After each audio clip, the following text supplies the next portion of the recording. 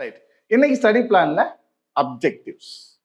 அப்ப பிசிக்ஸ்ல என்னை பொறுத்த வரைக்கும் டஃபஸ்ட் பார்ட் அப்படின்னு கேட்டா எதைய சொல்லலாம் அப்படின்னா இந்த அப்ஜெக்டிவ்ஸ். அப்ப இந்த அப்ஜெக்டிவ்ஸ் அப்படிங்கிற டஃபஸ்ட் பார்ட்டை நாம எப்படி தான் ஹேண்டில் பண்ணலாம் அப்படிங்கிறதுக்கு முன்னாடி நாம என்ன பண்ணோம் அப்படின்னா, இதுக்கு முன்னாடி ரீல்ல காலையில எப்படி டைம் யூஸ் பண்ணலாம்னு பார்த்தோம். இப்ப ஈவினிங் எப்படி டைம் யூஸ் பண்ணலாம்னு பார்க்கலாம். ரைட். ஈவினிங் மேக்ஸிமம் ஒரு 4:30 ஸ்கூல் முடியும். அட்மோஸ்ட் நம்ம 5 o'clock வந்துடலாம். 1 second we start from the time 5 o'clock.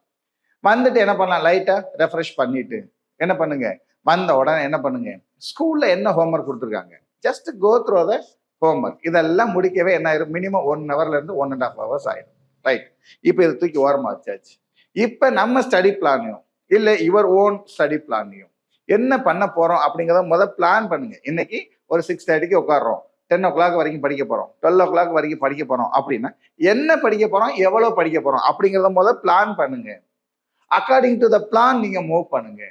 ஏன்னா individual differences plays a very vital role. ஒவ்வொருத்தவங்களுக்கும் ஒவ்வொரு ரோல் இருக்கு, ஒவ்வொருத்தவங்களுக்கும் ஒவ்வொரு ஸ்டடி ஹேபிட் இருக்கு, ஒவ்வொருத்தவங்களுக்கும் ஒவ்வொரு மாதிரியான இன்டெலிஜென்ஸ் இருக்கு. அதை நாம என்ன பண்ணணும், வெளியே கொண்டு வரணும். அப்ப உன்னுடைய ஸ்ட்ரென்த் உனக்கு தான் தெரியும். அப்ப உனக்கு தகுந்த மாதிரி பிளான் பண்ணுங்க. பிளான் பண்ணாதான் முடிக்க முடியலையா, அதை முடிப்பேன்னு போராடுங்க, வெற்றி தானா வரும். ரைட்.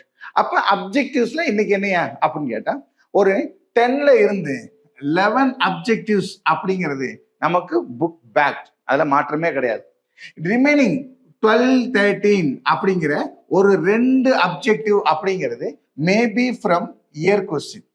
அப்படி இல்லை அப்படின்னா புக் பேக் கொஸ்டினையே என்ன பண்ணியிருப்பான், கொஞ்சம் உல்டா பண்ணி கிரியேட் பண்ணி கேட்டிருப்பாங்க, கிரியேட்டடா இருக்கும். சரி, ரைட்.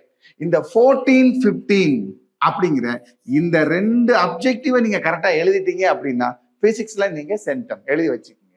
Right, okay.